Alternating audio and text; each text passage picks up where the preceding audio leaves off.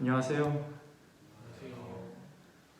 네, 오늘은 주님을 아는 자라는 제목으로 말씀을 나누고자 합니다. 우리는 안다라는 말 많이 하고 살죠.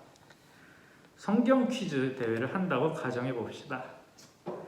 제가 물어봐요. 야곱의 아버지 이름은 무엇인가요? 하고 물어봤다고 칩시다. 그런데 퀴즈 대회를 하면 무작위로 하기도 하지만 팀별로 맞추게 되면 답을 말할 타이밍이 아닌데 이런 사람이 꼭 있습니다.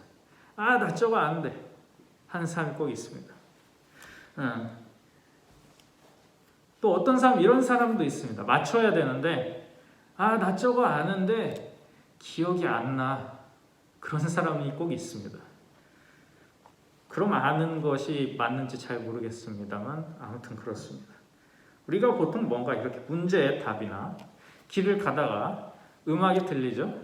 그러면 이 노래 혹은 영화의 한 장면이 TV나 그런 데서 잠깐 나왔을 때 나 저거 알아 하는 거는 깔끔하고 단순합니다. 왜냐하면 그것들은 분명하고 단순 명료하게 정해져 있기 때문이죠. 야곱의 아버지가 두 명은 아니잖아요. 한 명입니다. 근데 좀 복잡한 삶의 차원이 있습니다. 바로 사람입니다. 자, 우리가 서로 이야기를 하다 보면 이런 얘기합니다. 다른 사람, 내 친구가 아는 애 중에 A라는 애가 있는데 걔는 성격이 별로래. 야, 혹시 A 전북대 화학과 아니냐? 맞아. 알 것 같은데?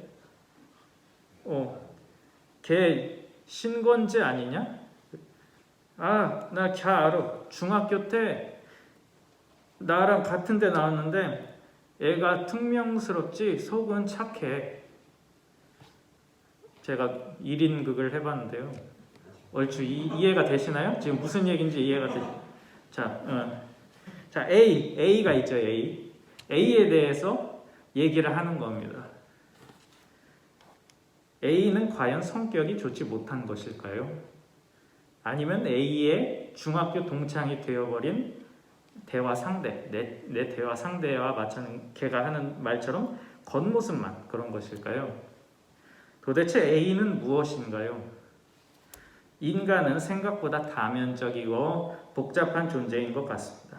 내가 누군가를 안다고 얘기한다는 것도 문제의 답처럼 간단한 차원을 보고 안다고 할 수도 있지만 그렇다고 그를 안다고 말할 수 있을까 싶은 경우도 있죠.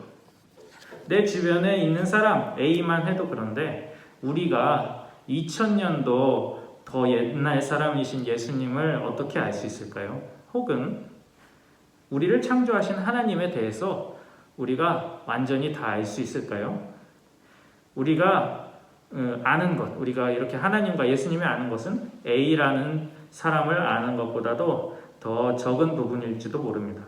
하지만 우리가 부분적으로나마 한 사람에 대해서 알 수 있는 방법이 있습니다. 그것은 바로 그 사람에 대한 이야기를 듣는 것이죠. 특히나 여러 관점에서 깊게 들여다본 글 같은 것이 있다면 그 사람에 대해서 좀 더 정확한 모습을 우리가 알 수 있을 것입니다. 이런 차원으로 볼 때 복음서가 한 권이 아니라 4권으로 되어 있다는 것, 또 하나님이 나타나는 모습, 하나님의 말씀을 기록한 책이 66권이나 된다는 것은 우리가 하나님과 그의 아들 예수님에 대해서 좀 더 깊고 정확하게 알 수 있는 그러한 방법이 됩니다. 이것을 다른 말로 말하면 하나님께서 우리가 하나님을 알도록 이 책들을 통해서 자신을 계시하신 것입니다. 그런데 오늘 본문 말씀 보면 2절 말씀에 사람들이 너희를 회당에서 내쫓고 너희를 죽일 텐데 그러한 일이 하나님을 섬기는 일이라고 생각하는 때가 온다는 것입니다. 그런데 그렇게 생각하는 그 원인은 그들이 아버지도 나도 알지 못하기 때문이다 하는 것이죠. 예수님께서 말씀하십니다. 앞부분이 15장 마지막 부분 보면 같은 이야기 하십니다. 15장 18절 보게 되면 세상이 너희를 미워하거든 세상이 너희보다 먼저 나를 미워하였다는 것을 알아라. 말씀하셨죠. 그런데 이 또한 그들의 율법에 그들은 까닭 없이 나를 미워하였다라는 기록이 이루어진 것이라고 예수님 말씀하십니다. 이것은 시편 35편 19절 말씀을 예수님께서 인용하신 것이죠. 지금 이 말씀을 듣고 있는 것은 누구죠? 예수님의 제자들이 지금 이야기를 듣고 있습니다. 성경에서. 예수님 당시에는 지금과 같은 교회는 없고 예수님도 결국 유대인이셨습니다. 예수님과 제자들이 기존 유대교로부터 이렇게 배척당하게 되는 이유는 어디에 있을까요? 예수님의 말씀이 당시 유대교의 근간, 그 기초를 흔들어 놓았기 때문입니다. 율법을 어기고 자신을 하나님의 아들이라고 했다는 것이죠. 신성 모독이라는 것입니다. 우리가 율법서, 모세오경, 뭐죠? 모세오경? 창출래 민신 이렇게 5권이죠. 창세기, 출애굽기, 레위기, 민수기, 신명기 이렇게 5권. 조심해야 되는 부분, 물론 다른 성경도 마찬가지입니다. 조심해야 되는 부분이 있다면 그것을 현대 지금 우리가 그 국가에 있는 법전처럼 그것을 인식하는 것, 그거 조심해야 되는 부분입니다. 모세오경 기록된 시기는 지금으로부터 3,500년 전의 일입니다. 예수님 당시로 생각해도 대략 1,500년 전의 기록이라고 볼 수 있겠죠. 이때 법을 지금의 법처럼 문자적으로 적용하는 것은 우리가 있다고 볼 수 있습니다. 예를 들면 민시기법이 있습니다. 민시기법을 1500년 뒤에도 지켜야 될까요? 대략 10년 정도 지나면 완전 자유주행이 가능할 것 같고 1500년 정도 되면 우주로 나갈 수 있지 않을까 싶습니다. 어린이 보호구역에서 30km 이상으로 달렸다가 사고가 일어났을 때 운전자가 과태료를 얼마 낸다 하는 이 법은 만약에 100% 자율주행이 이루어지게 되면 그 법의 세부적인 내용이 바뀌게 될 것입니다. 하지만 어린이를 보호해야 한다 하는 그 정신은 1500년이 지나도 변하지 않을 것입니다. 윤리적으로 옳은 이야기가 되겠죠. 우리는 왜 그런 법을 하나님이 제정하셨는가? 그 이유에 집중해야 합니다. 예를 들어 안식일법도 마찬가지입니다. 하나님이 안식일법을 주신 이유, 안식일에 일을 못하게 하기 위해서. 하나님이 쉬셨으니까 절대로 일을 해서는 안 된다. 이런 교리적인 이유도 있겠지만 하나님께서 이 법을 만드신 이유는 모든 사람들이 사람답게 살 수 있게 하기 위함이 큽니다. 안식일에는 일반인만 쉬는 게 아니고 종이나 나그네도 다 쉬게 했습니다. 만약에 이런 법이 없었다라고 한다면 쉬는 날도 없이 맨날 일해야만 하는 그러한 사람들이 생깁니다. 주인이나 잘 사는 사람들은 굳이 이 법이 없어도 쉬고 싶으면 쉴 수 있는 것입니다.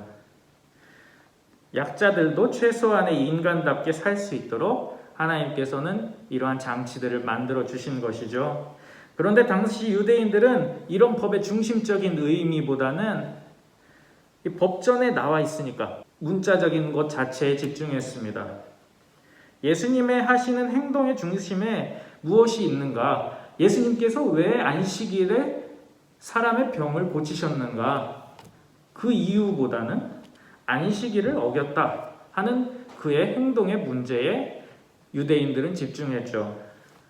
그렇기 때문에 예수님을 정죄하고 결국 십자가에 못 박은 것입니다. 이런 사람들은 하나님을 잘 알지 못하고 지금 하나님께서 주신 율법도 잘 안다고 볼 수가 없는 것이죠. 예수님께서 이 말씀을 제자들에게 해주시는 이유는 당연히 제자들도 예수님처럼 고난받을 것을 아셨기 때문입니다. 그런데 당시 주류는 유대인들이었죠. 예수님 따르는 사람들은 로마 사람들이 보기에는 물론 나중엔 바뀌었지만 예수님이 살아계실 당시에는 유대교의 이단 종파처럼 소수에 불과했습니다. 이런 사회적인 상황에서 만약에 제자들이 예수님의 이름으로 모이고 따르는 것 때문에 죄인이라고 취급받게 된다면 어떤 사람들은 동요할 수 있습니다. 왜냐하면 그들 자신도 결국 유대인이기 때문이죠. 예를 들어서 어떤 사람이 있어요. 우리 동네 형님이 우리 동네 중앙에 회당의 랍비 선생님이 되신 거죠. 근데 그 랍비 형님께서 나를 보고 율법을 어긴 배반자라고 한다. 그러면 나는 잘못 살고 있는 걸까? 예수님을 따르는 게 잘못된 것이었을까? 하는 생각에 빠질 수도 있다라는 것이죠. 하지만 그럴 때 오늘 예수님 말씀 기억한다면 그들은 자신들이 지금 예수님께서 알려주신 대로 제대로 살고 있구나.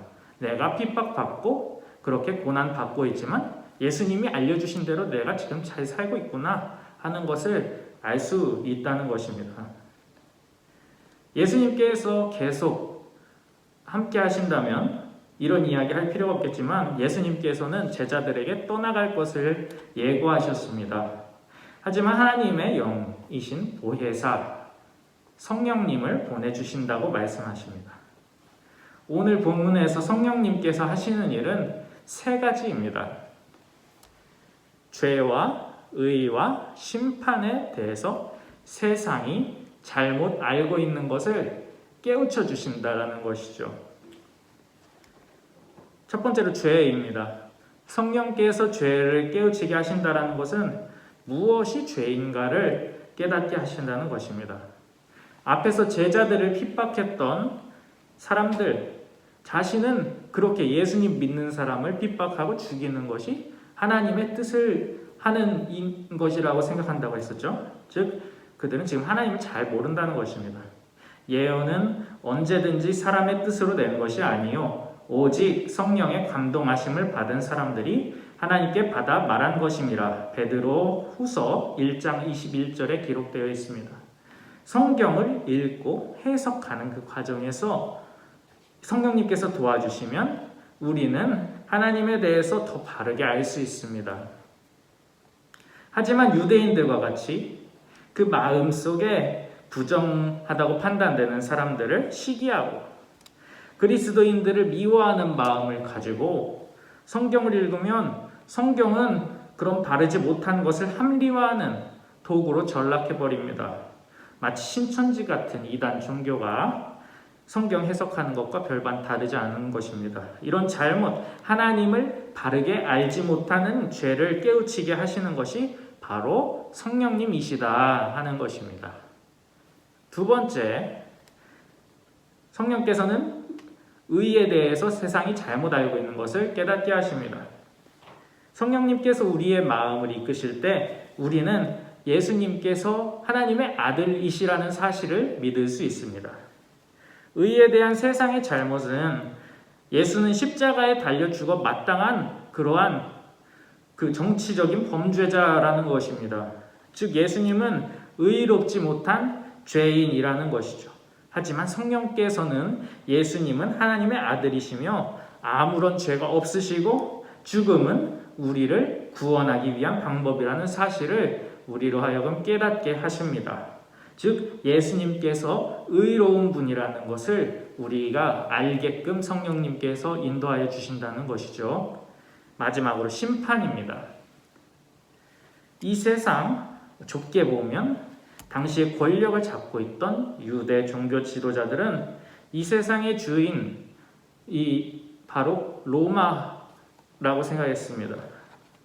예루살렘 성전은 또한 무너지지 않을 것이라고 그렇게 생각했죠. 하지만 그런 로마, 요한계시록에서는 결국 바벨론이라고 이야기하는 것, 세상 권세 잡은 사탄의 세력은 패배했다.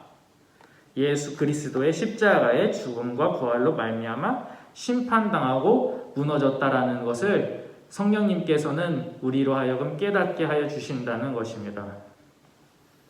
오늘 예수님께서 제자들에게 해주신 말씀은 오늘날에도 동일합니다. 단지 당시에는 유대 종교 지도자들이었던 자들이 오늘날에는 다른 탈을 쓰고 있을 뿐이죠. 보통은 돈인 것 같습니다. 돈 때문에 사람 목숨이 상대화 되어버리지 않습니까?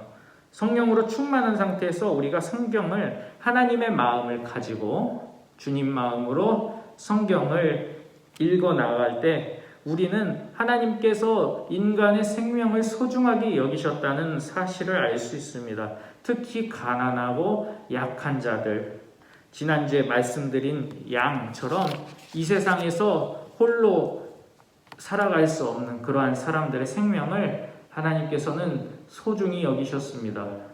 하지만 오늘날에는 돈이, 쾌락이 생명보다도 우선되는 그러한 사건들이 지금 벌어지고 있죠. 간단한 예로 코로나 지금 19 바이러스 다시 재확산되는 계기가 됐던 클럽 이야기만 해도 그렇습니다. 개인적으로 클럽에서 화려한 그 EDM 음악, 술도 적당한 수준에서 하고 춤도 추고 그런 것 자체가 잘못됐다고 생각하지는 않습니다. 적당한 클럽도 있을 것 같습니다. 하지만 문제가 되는 클럽에서는 그 정도로 즐기지 않았을 것 같아요. 특히나 지금처럼 코로나 바이러스에 대해서 알만하면 다 알만한 젊은이들이 코로나는 개나 주라 그런 전광판에 그런 거 띄워놓고 놀고 있는 사진 같은 게 떴더라고요. 춤추는 것은 정말 유대인들처럼 지금 무엇이 중요한지를 모르는 것입니다. 실제로도 확진자의 어머니나 확진자에게 과외 수업받는 학생이나 전염되는 것 보면 이것은 그가 생명을 소중하게 생각하지 않는다라는 것이 드러난 일이라고도 해석해 볼 수 있습니다. 기타 공장 같은 곳에서 더 많은 돈을 벌기 위해서 보호장구를 제대로 갖춰주지 않았다든지 그것 때문에 장애를 갖게 되었다든지 하는 일들은 비일비재합니다. 이런 세상에서 예수님을 믿는다고 하면서 그런 게 잘못됐다라고 이야기를 하면 당연히 미움받을 것입니다. 하지만 예수님께서는 그렇게 미움받는 것이 당연한 일이라고 오늘 말씀해 주시는 것입니다. 우리들이 할 수 있는 일은 어쩌면 적을지도 모릅니다. 수십 년을 싸워도 제대로 해결되지 않는 문제들도 있습니다. 하지만 적어도 우리들은 성령으로 충만하여져서 무엇이 옳은지, 무엇이 주님의 마음인지, 주님께서 무엇을 바라보고 계신지를 알 수 있는 그러한 사람들이 되었으면 참 좋겠습니다. 기도드리겠습니다. 사랑과 은혜의 아버지 하나님, 오늘 이렇게 말씀을 나누었습니다. 예수님께서는 말씀하셨습니다. 핍박당하고 죽임당하는데 그것이 하나님의 뜻이라고 생각하는 사람들, 그들은 하나님을 알지도 못하고 아들 예수님을 알지도 못한다고 예수님께서는 말씀하셨습니다. 주님, 우리는 하나님을 더욱 잘 알기 원합니다. 주님, 우리들이 성령으로 충만하여져서 참으로 하나님께서 바라보시는 곳이 어디인지, 하나님의 마음이 무엇인지를 깨달아 알 수 있도록 주님 인도하여 주옵소서. 감사드리며 예수 그리스도의 이름으로 기도드립니다. 아멘.